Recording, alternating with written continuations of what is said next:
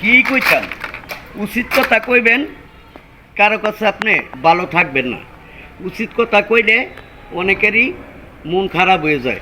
তো আমি সবসময় উচিত কথা বলি, আর উচিত কথা বলি দেখি অনেকে আবার মাঝে মধ্যে কমেন্টে এসে অনেক কিছু বলেন, তাতে আমার কিছু যায় আসে না। আমি সবসময় সত্য কথা বলি। কে কি করবো আমারে বা কে কি বলবো আমারে ওই চিন্তা ভাবনা করে কিন্তু কথা বলি না। কথা যা বলি ঠাটপাট বলি।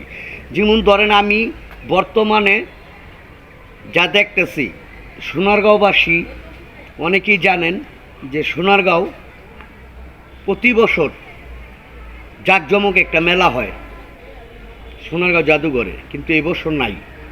তো এটা কিন্তু অনেকটাই খারাপ যাচ্ছে সময়। হ্যাঁ, খারাপ সব সময় যাবে এমন কেউ কখনো ভাবেন না।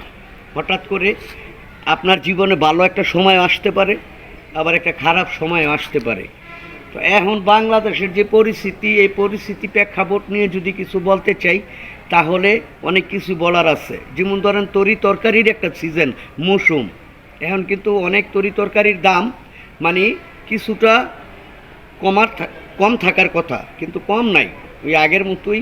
হ্যাঁ, হয়তো যে নতুন আলুটা কিছুদিন আগে ছিল দাম, এখন আলুর সিজন, আলুর দামটা কিছু কমেছে। আবার মনে করেন ফুলকপি পাতাকপি কিছুটা দাম কমছে, কারণ এখন তো মৌসুম, শীতকাল মানে তরি তরকারির মৌসুম, শাক সবজির মৌসুম। এখন আপনারা যত বেশি তরি তরকারি খাবেন শরীর স্বাস্থ্য ভালো থাকবে, শরীরে ক্যালসিয়াম এবং সব দিক দিয়েই পরিপূর্ণ থাকবেন, ভালো থাকবেন। এবং আমি আপনাদের জন্য দোয়া করি, যারা আমাকে খারাপ ভাবেন তাদের জন্য দোয়া করি, যারা আমাকে ভালো ভাবেন তাদের জন্য আমি দোয়া করি। আমি কোনো দিন কাউকে দুই চোখে দেখি না, এক চোখে দেখি। ওই যে এক চোখে তেল এক চোখে লবণ, ওইটা আমার দ্বারায় নাই। আমি যা বলি সত্য কথা বলি, সত্যের পথে চলি, ন্যায়ের কথা বলি, অন্যায়ের প্রতিবাদ করি।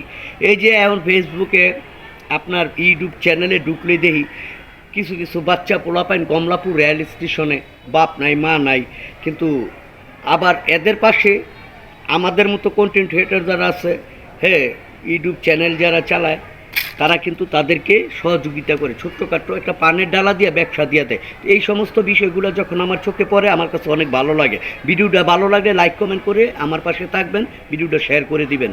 যারা আমাকে ভালোবাসেন একটু ভিডিওটা শেয়ার করে দিবেন, যাতে সবাই আমার কথাগুলো শোনে এবং মানুষের পাশে দাঁড়ায়। আসসালামু আলাইকুম।